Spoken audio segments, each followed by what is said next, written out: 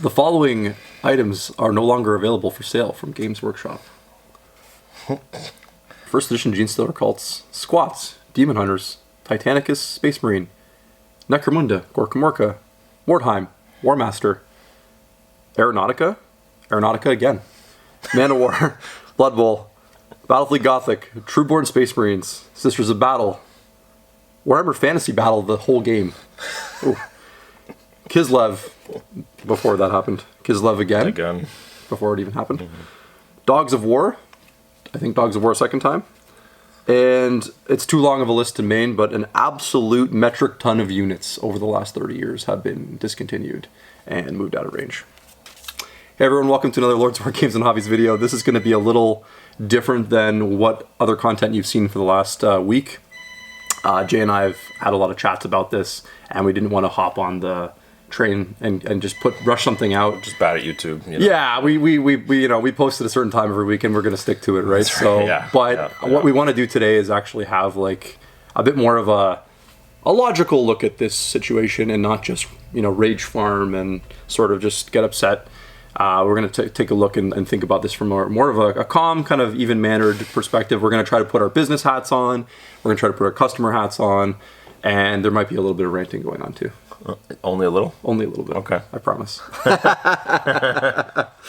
So what did you think when you first saw it? It was a regular Tuesday or something, I guess. I don't know. I didn't feel anything. Yeah, I felt nothing. But maybe I'm the wrong person. Maybe because of 25 years and all the armies and games and things we've played and seen. So what is hearing that list? You just hear that list of things out loud. Obviously, this is not the first time this has happened. Yeah, I mean, I think the key takeaway is not everything on the list, but a large chunk of it has come back better, bigger and better at some point. So it's not all doom and gloom. Sometimes things do go away. But they permanently go away? I don't know. That's tough. Like usually it's been something, like I said, it gets replaced with something eventually. So yeah, I don't know. It really. I mean, to be blunt, maybe you'll get in this in your rant a bit. Like at least I know a big part of the internet rage had to do with the Stormcast portion of the of the retired kits, and I haven't seen many people use that chamber or those models in a while, and they don't really sell very much on the shelf anymore. I mean, you could probably just change that to it all. To it all? Sell it all. At all? Yeah. So I was kind of like, okay, that's probably fair. And I don't know about you, but if any of you, particularly if you are actually a Stormcast player, and be honest, when you open that book, that enormous battle tome, like, I don't know about you, I was exhausted. Like, I grabbed one because I do own some Stormcast armies and models, and I was one of those things where I, got ready to, read the thing, and after 15 minutes, I put it down. I was like, this is just exhausting. It's just way too much information. So, yeah, exactly.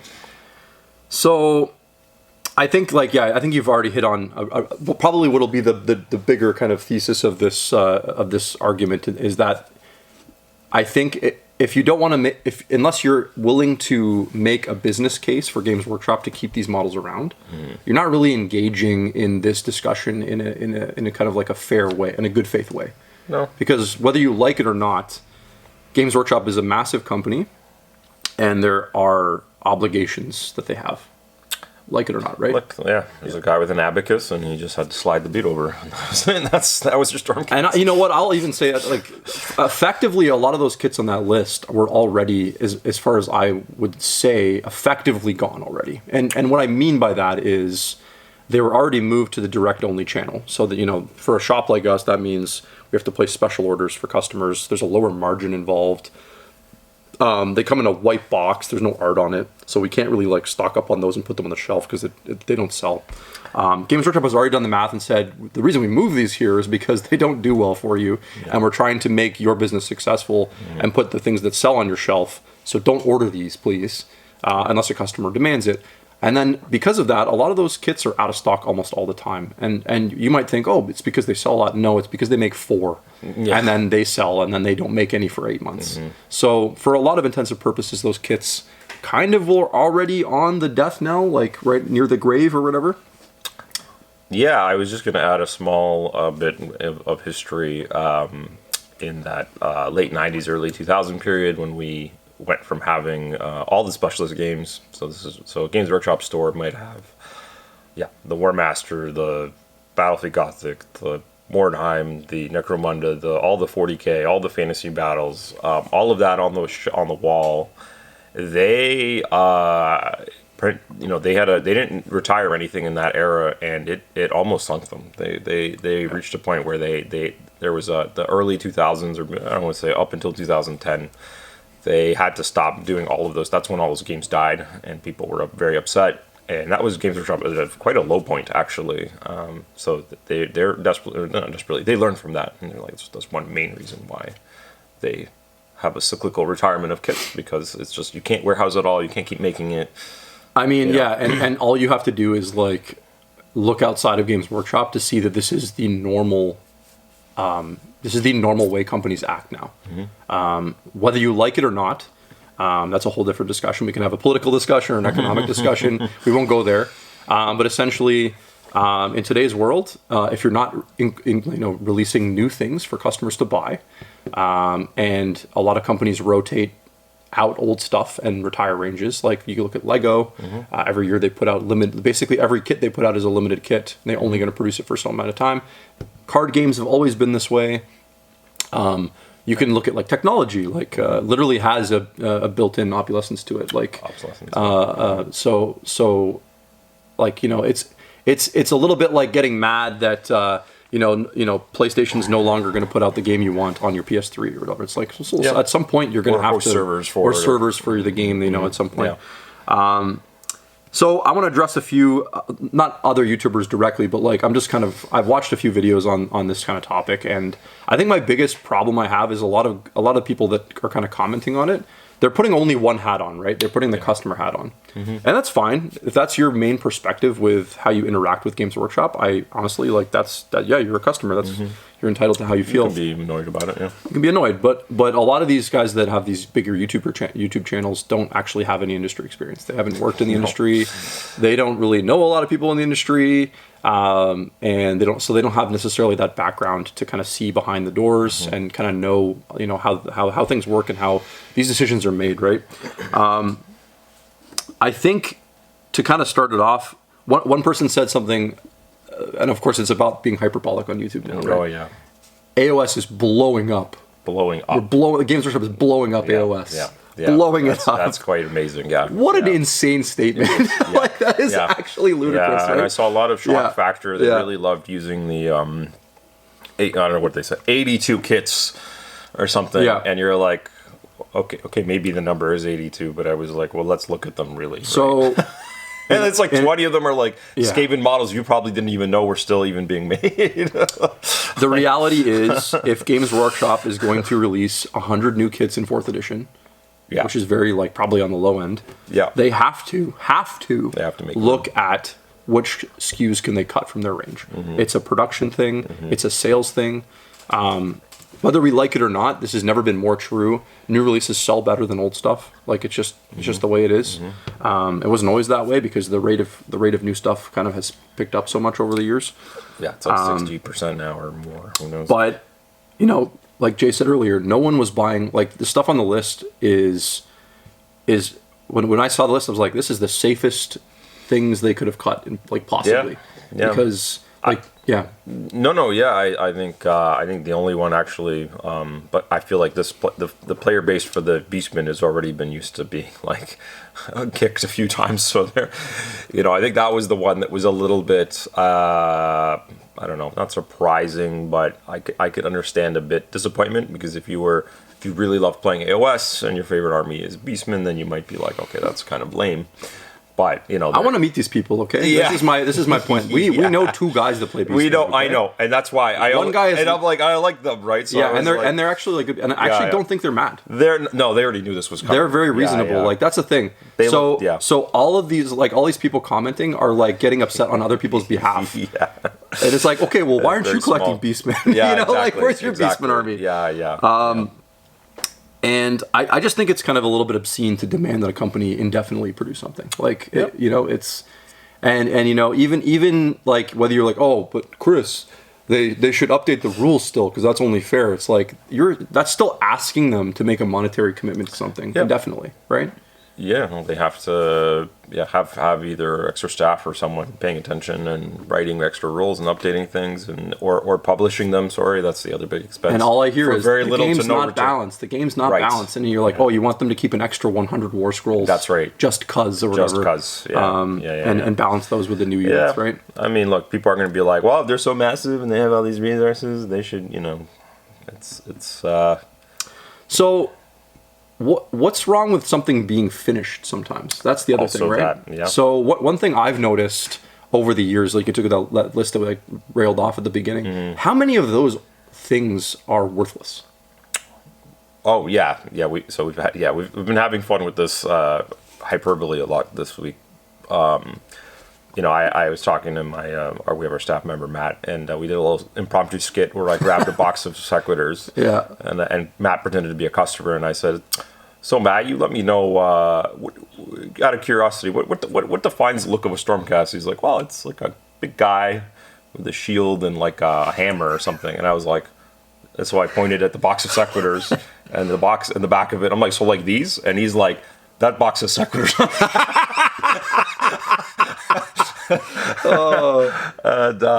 But he couldn't contain himself because he was like, yeah, that's obvious. Like, so just use your models however you want. And another small anecdotal thing, having been fresh back from Adepticon, which is arguably whether it's for AOS or 40K, one of the top 3 biggest events for Warhammer in the world, and. Lots of people used proxies and their own versions of models. Sometimes it's like really borderline, like where you're like this. I would have preferred it if you just put sequitors down and called them liberators instead of like whatever else I saw on the table, where it was like what horrors didn't look like the model at all. So my point is, if you wanted to instantly hit that button of what about match play, and no one cares. No one, even the biggest events don't care. They just are like, so long as you put some effort in and painted some minis, they're like, use them however you want. You're making an argument on nothing, basically. You're making an argument on nothing, it's like we've been doing tournaments for 20 years. Yeah. I always use this example. I saw a guy use rocks for squigs, for God's sakes. Rocks for damn squigs. And that guy got to play. Yeah. So we've seen people print the most horrible 3D printed garbage. Yeah, the lowest res models they could. Yeah. And you're trying to not throw up while you're playing the game or whatever. And you're telling me that a Liberator with a Robon can't be a Liberator, and a Paladin with a staff instead of a hammer can't be a Paladin? Picture a 3D printed Custodes army that is like, the plastic is like this color or whatever. And it's in the lowest res PLA or whatever. PLA, not even resin. And they're supposed to be they're Veritas jet bikes and things, and I mean, I wouldn't allow it as a TR, but someone did. So, your argument about your $4,000 of sequitors not working. It's not an argument in casual play. It's not, and it's not an argument in tournament play. I'm sorry, if you've played in those things, you'll know. Yeah. I think a lot of this rage comes from people that don't actually play. That's Hot right. Take. Yeah, that's true. And then there's a bit of bandwagoning. I think people saw. Hey, everyone's angry at a big company about something, which usually Chris and I are on board with. Oh, yeah. Yeah.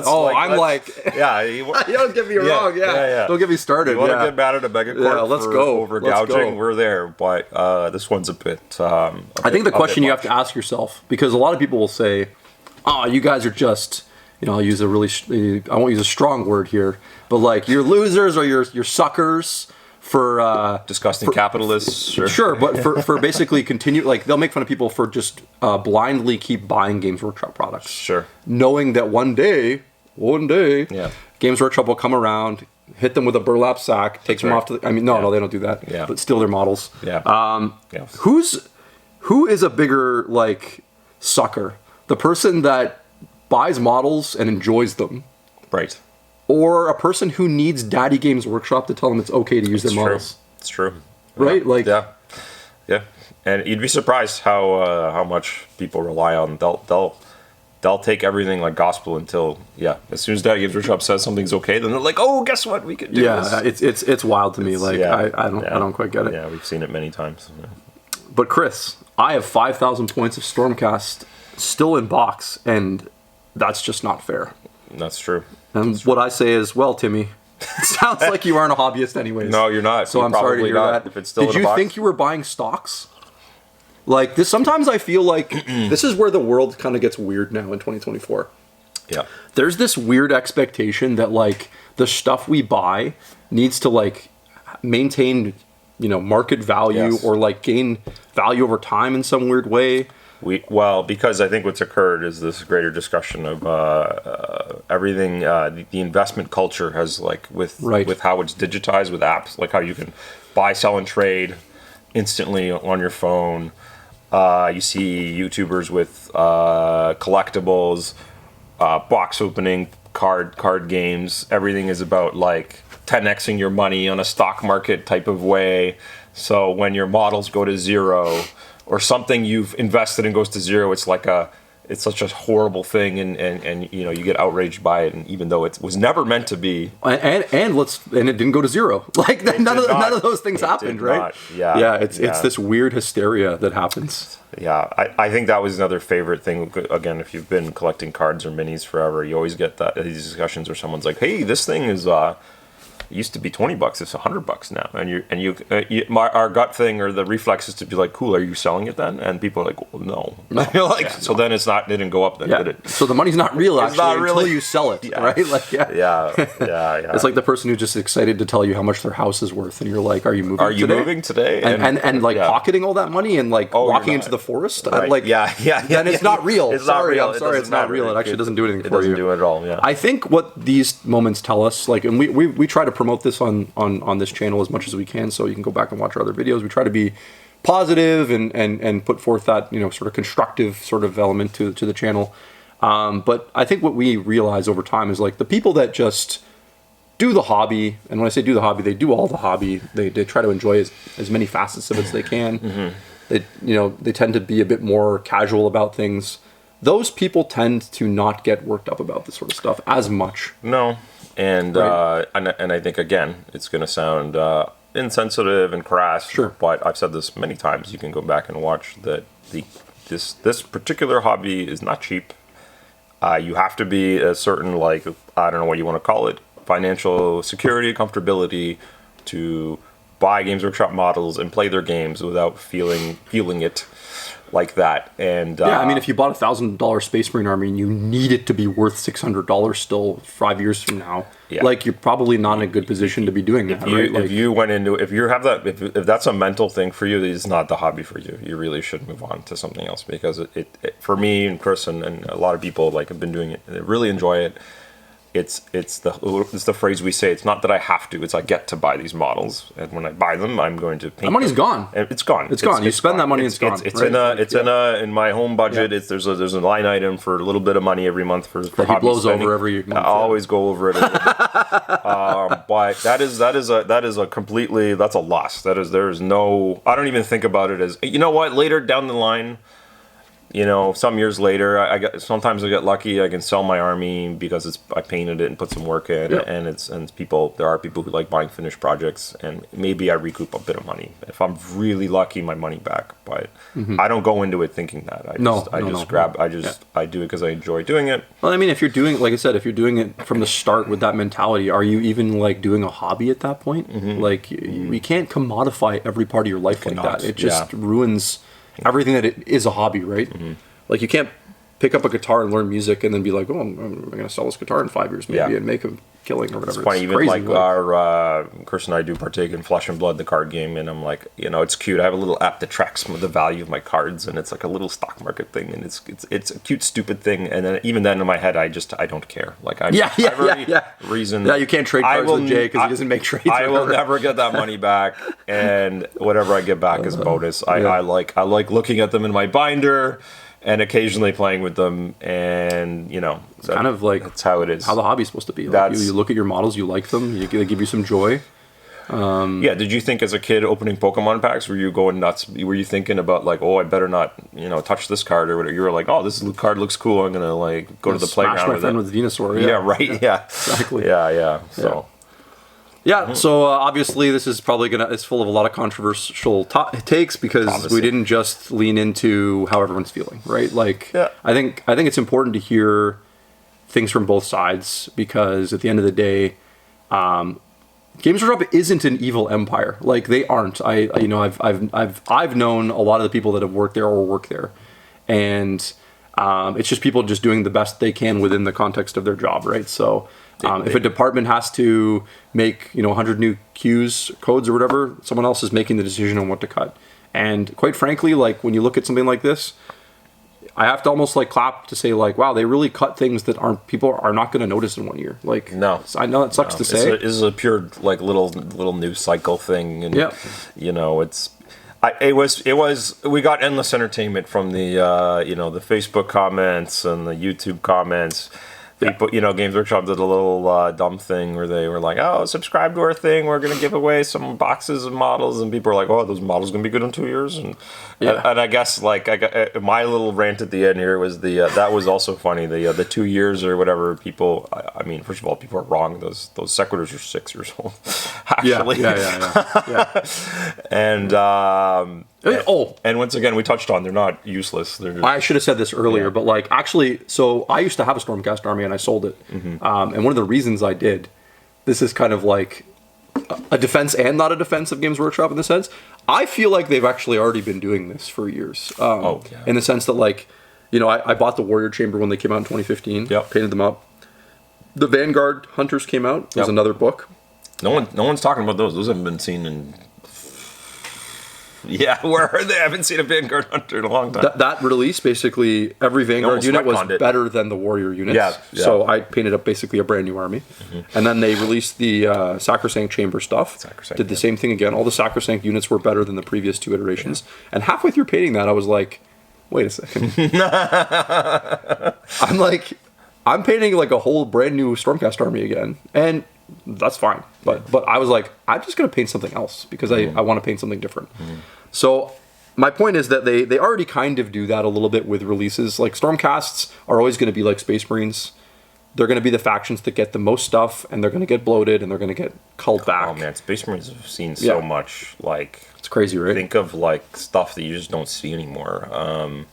You rarely see any of their... What's that stupid plane that they have? There's like a little fighter plane. Storm Jumper Hawk or something. Is it a Storm Hawk or something?